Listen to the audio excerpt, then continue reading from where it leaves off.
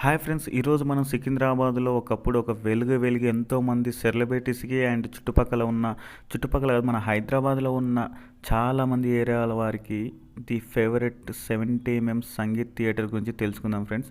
ఈ థియేటర్ అంటే చాలామందికి ఒక ఎమోషన్. ఈ థియేటర్ వచ్చేసి 1969లో ఓపెన్ చేశారు. ఈ థియేటర్ని వచ్చేసి క్లోజ్ చేసి 2008 తాషన్ మూవీ తోటి అయితే థియేటర్ని క్లోజ్ చేశారు. ఈ థియేటర్ వచ్చేసి 70s, 80s, 90s 3 తరాల వారికి ఎంతో ఫేవరెట్ థియేటర్ అండ్ ఎంతో ఎమోషన్ ఈ థియేటర్ అంటే.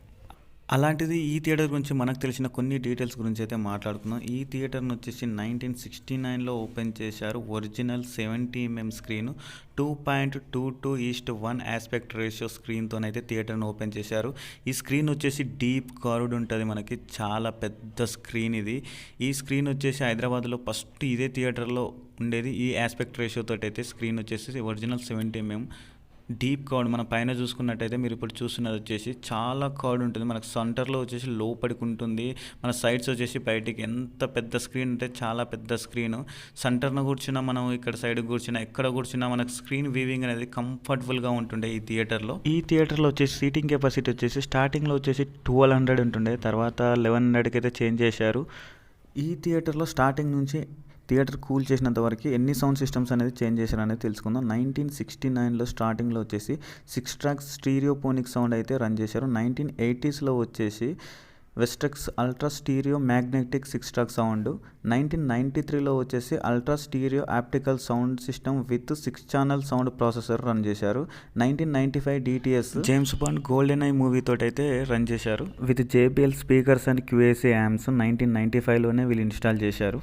ఈ థియేటర్లో ఫస్ట్ హాలీవుడ్ మూవీ వచ్చి కేమ్లాట్ మూవీ, తర్వాత ఎన్నో మూవీస్ అయితే ఇక్కడ 100 days వరకు ఇంగ్లీష్ మూవీస్ అయితే రన్ చేశారు. అందులో కొన్ని చెప్పుకోవాలంటే జూరాసిక్ పార్క్ వచ్చేసి 100 days ఇక్కడ ఆడింది. తర్వాత టైటానిక్ మూవీ వచ్చేసి ఫస్ట్ ఇక్కడ అయితే రన్ చేయలేదు. 1 week వచ్చేసి మనకు షాకిషోర్ థియేటర్లో రన్ చేశారంట. తర్వాత ఇక్కడ మనకు సెకండ్ వీక్ నుంచి ఈ థియేటర్లో రన్ చేశారు. దగ్గర 100 daysకి పైగా అయితే ఈ థియేటర్లో ఈ టైటానిక్ మూవీని అయితే రన్ చేశారు. 1997లోనే క్సెనాన్ ల్యాబ్ ప్రొజెక్షన్ సిస్టమ్ విత్ ప్లేటర్ అంటే మన హైమాక్స్లో ఉంటుంది. రీలంతా ఒక చుట్టి మనకి ప్లే చేస్తారు. అలాంటిది ఈ థియేటర్లో 1997లో కూడా ప్లేటర్తో అయితే రన్ చేశారంట.